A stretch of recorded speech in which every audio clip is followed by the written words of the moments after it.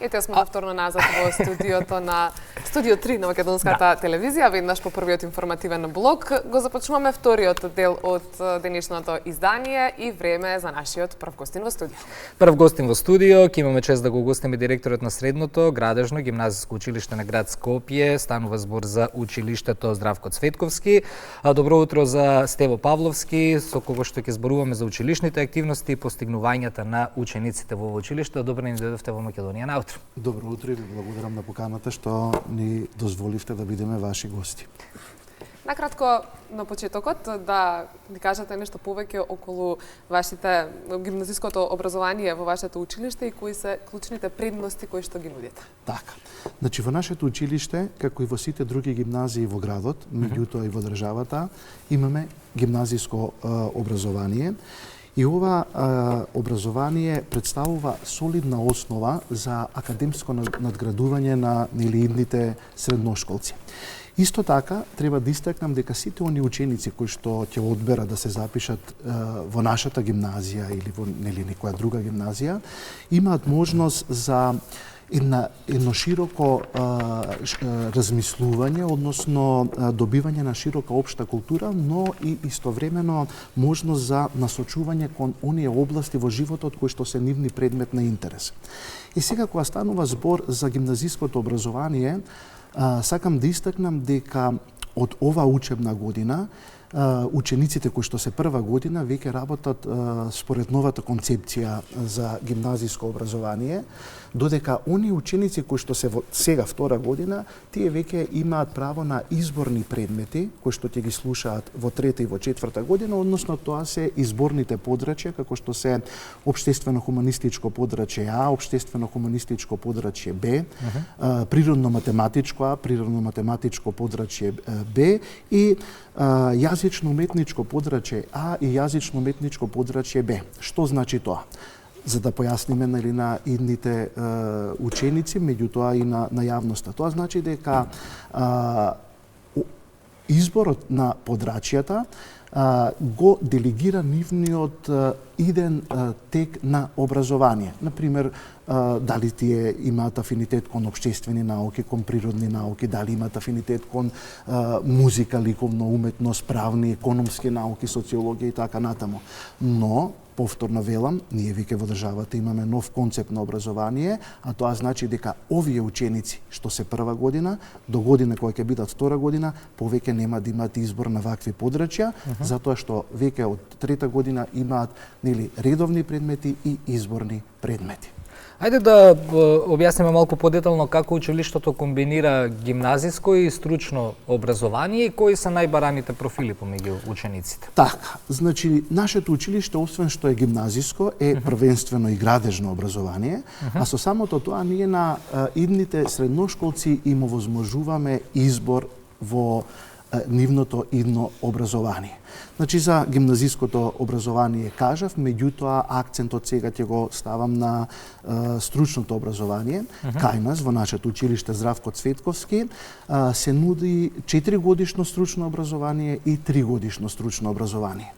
Кога станува збор за 4-годишното стручно образование, сакам да истакнам дека имаме и те како атрактивни струки, тоа се архитектонски техничар, техничар дизајнер за внатрешна архитектура, потоа е струката градежен техничар и геодетски техничар. 3-годишното образование, струките во 3-годишното образование се монтер за сува градба и поставувач на подови и плочки. Да одговорам и на прашањето што е атрактивно, искрено и моето искуство пред се како професор во ово училиште, јас само сум веќе 18 години, а од неодамна сум и директор во училиштето. Морам да истакнам дека во последниве години имаме голем интерес за архитектонски техничар и за техничар дизајнер на внатрешна архитектура.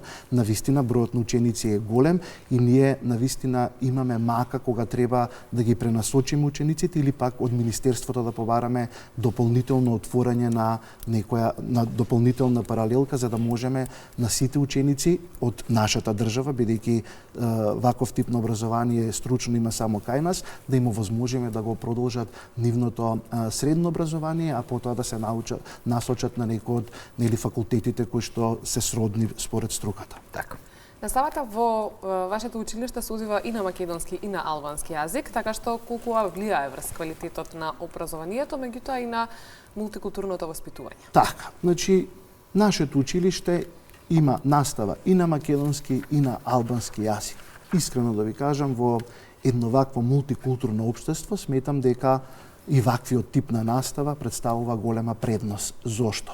Затоа што нашите ученици прва и втора година се во една смена, македончиња и албанчиња, и трета и четврта година се во една смена, македонци и албанци. Тоа значи дека ние сите сме заедно во училиштето, едни до други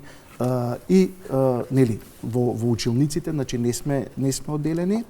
Која е предноста? Предноста за ваквиот тип на настава е инклузивната соработка, пред се. Понатаму, меѓусебното почитување, но и развојот на мултикултурната свест кај учениците. Во контекст на ова сакам да истакнам дека во нашето училиште се реализираат и МИО часови, односно тоа се часови посветени за меѓуетничка интеграција во образованието. Такви часови се по предметите математика, значи имаме 4 групи на професори, по двајца, професор македонец и професор албанец, кои што 50% од годишниот фонд на наставата ја држат заедно. Тоа се по предметите математика, информатика и учење. 2 групи има на ученици и професори по кои го реализираат предметот учење преку работа кај работодавач. Искрено да кажам дека немаме никакви проблеми, се е во ред, се интегрираме, меѓусебно функционираме, така што тоа не го гледам како некаква бариера, туку напротив како една предност. Сега поводот за гостувањето во Македонија на Аутро е и Светскиот ден на поезијата. Се одбележува на 21 март, меѓутоа се паѓа на викенд, затоа со активност денеска ќе биде одбележан во училиштето. Зошто се одбележува овој Светски ден токму во вашето училиште? Така, еве денес јас сум горд што со нашите професори, со нашите ученици веќе во претходниот период активно наработевме на одбележување на овој ден, тоа е Светскиот ден на поезијата, кој што, како што споменавте, се паѓа во сабота. И за да го испочитуваме тој ден, но пред се да ја развиеме поетската да кажеме љубов ке учениците, значи оние кои што се талентирани, јас би рекол книголюбци, така ги поттикнавме да се насочат кон избор на песни од автори, дали се македонски или странски, со тематика. Ние одбравме оваа година да бидат мотивите на песните љубовни. Денес го одбележуваме овој ден, во четврток го повлекуваме во интерес на саботата, која што следува.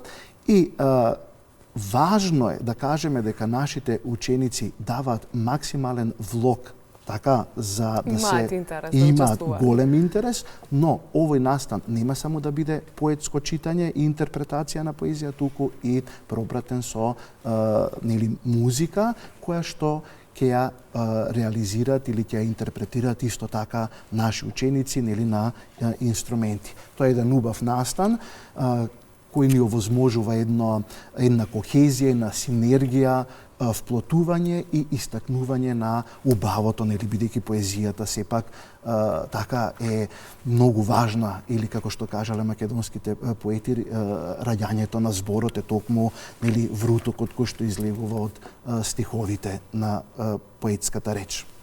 Имате полна агенда во однос на настаните кои што се во самата настава. Што е следно, на што работите и вие како менаџерски тим, меѓутоа и учениците? Така, искрено да кажам, агендата ни е обемна. По завршување на денешниот ден веќе следуваат следните активности. Една од активностите е фокусот насочен кон традиционалното одбележување на великденските празнувања. Имено на 8.4. планираме еден великденски хепенинг, каде што на кој ќе биде прикажана македонската традиција, фолклор и култура. Во склоп на овој хепенинг, претходат работилници во кои ќе бидат вклучени дечиња и македонци и албанци. Работилниците ќе се однесуваат на изработка на великденски картички, украсување на великденски јајца и различни изработки. Исто така ќе имаме и предавање од професор од Институтот за македонски фолклор Марко Цепенков и сето тоа на крај ќе го одбележиме на 8 април како еден заокружен настан. Што потоа? Потоа ни следува Светскиот ден на театарот, значи имаме во план да ни дојдат актери, така со кои ќе бидеме во непосреден, учениците ќе бидат во непосреден контакт и ќе развијат љубовта и контентарската уметност. Понатаму се отворените денови, тие се планираат некаде од 20 до 24 април. Имено во контекст на отворените денови ние веќе имаме распишано конкурс со наслов Вашата визија, наша реалност. Тој конкурс е наменет за сите ученици од основно образование. Значи целта ни е веќе да ги активираме и учениците од Македонија, така да видат дека ние работиме, дека ние сме училиште кое што има динамика, има цел и со самиот тој конкурс ние ги повикаме да учествуваат, а потоа и да дојдат да бидат наши гости, да видат за какво училиште се станува збор. Станува збор за полуматуранти? За полуматурантите. Значи, тој конкурс е наменет за полуматурантите, односно идните средношколци. И тоа е навистина голема работа, меѓутоа и наша цел и придобивка така за запишување на нови ученици. И понатаму ни следуваат масум надпреварите, кои што исто така се во месец април, здрави живи за во мај агендата ќе ја работиме. Така. Директоре, за крај што би им порачале на младите кои се двоумат околу изборот на гимназиско или стручно образование, како вашето училиште им помага да направат истински избор? Сметам дека младите или идните средношколци секогаш прво треба да појдат од сопствениот интерес. Јас апелирам и до нивните родители да не им се мешаат. Да не им се мешаат, затоа што доколку родителот се меша во изборот на ученикот, а ученикот не го сака тоа, веќе резултатот е послаб. Се соочуваме и ние, предпоставуваме и сите други училишта, кога ученик е запишан во средно училиште, а не го сака тоа. Значи, првенствено, уште еднаш апелирам до сите средношколци да го изберат она што тие го сакаат. Понатаму, доколку одлучат да бидат дел од нашето училиште, тие, како што споменав и претходно, може да го одберат и гимназиското, може да го одберат и стручното образование. Во контекст на тоа, јас ги повикувам сите заинтересирани да дојдат и на отворениот ден на училиштето, што ќе биде во месец април, да ги отворат нашите веб страни, мејл страни, фанпејдж страни, каде што ги има сите наши активности, се што работиме во претходните периоди, во периодите кои што следуваат, да се јават на нашите телефони, да дојдат лично, ако ги интересира, ние сме подготвени за целосна соработка и укажување на помош, така и насочување при нивниот избор за средно образование. Ви благодариме многу за гостувањето во утринската програма. Ви благодарам и вам на поканата. Благодарим.